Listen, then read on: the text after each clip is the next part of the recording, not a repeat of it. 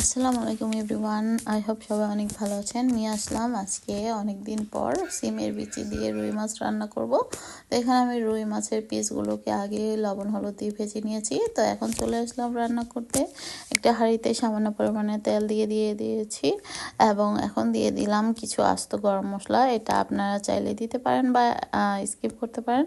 তো এগুলো দিলে কি হয়, মানে সিমের বিচি থেকে যে আলাদা একটা গন্ধ বের হয় সেটা আর বের হবে না। তো আমি এখানে দুটো তেজপাতা আর দিয়েছি দারচিনি। আমি গুঁড়ো মশলা যেমন এলাচ গুঁড়োটা অ্যাড করব, আপনারা চাইলে আস্ত এলাচটাও অ্যাড করতে পারেন। তো এখানে আমি পেঁয়াজ কুচি দিয়ে দিলাম আদা রসুন পেস্ট এবং টমেটো কুচি এবং লবণ দিয়ে মশলাটাকে খুব ভালো মতো কষিয়ে নিচ্ছি।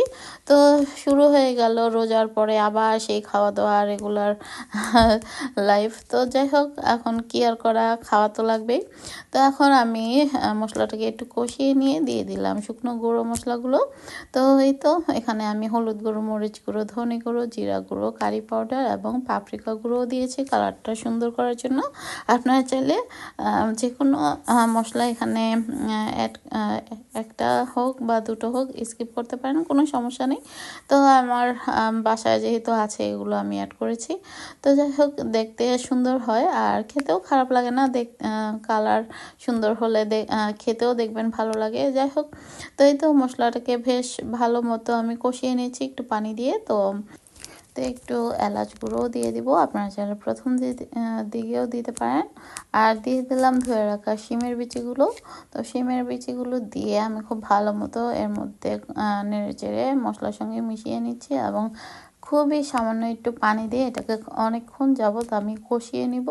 যতক্ষণ কষাবো ততক্ষণে, মানে যত কষানো হয় রান্না করার আগে, দেখবেন খাবারের টেস্টটাও খুব ভালো আসে।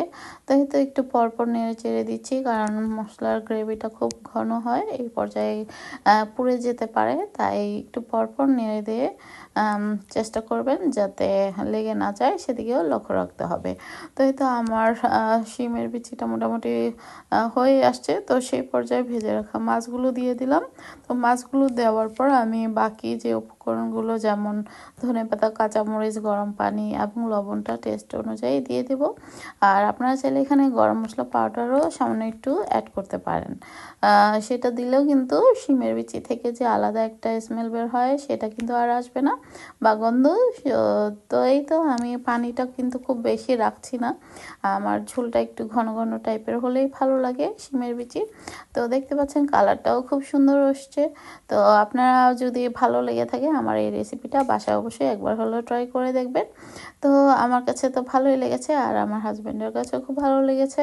তো যাই হোক, আমাদের দুজনের জন্য অল্প করে নিয়েছি। এক প্যাকেটে যতটুকু থাকে তার থেকে আমি সামান্য একটু রেখে দিয়েছি, কারণ সম্পূর্ণটা দিলে দেখা যাবে রোজার সময় যেহেতু রান্না করেছিলাম তো খাওয়া তো হয় না। তো রোজার পরেও আমরা যখন খাই তখন আসলে এভাবেই মানে হাফ রান্না করি বা হাফের একটু বেশি।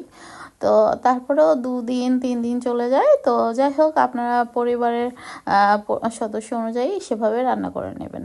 তো আই হোপ আপনাদের কাছে ভালো লেগেছে। তো আজ এই পর্যন্তই, সবাই ভালো থাকবেন, আমাদের জন্য দোয়া করবেন আর আপনাদের জন্য রইল অনেক দোয়া। আল্লাহ হাফেজ, থ্যাংক ইউ ফর ওয়াচিং।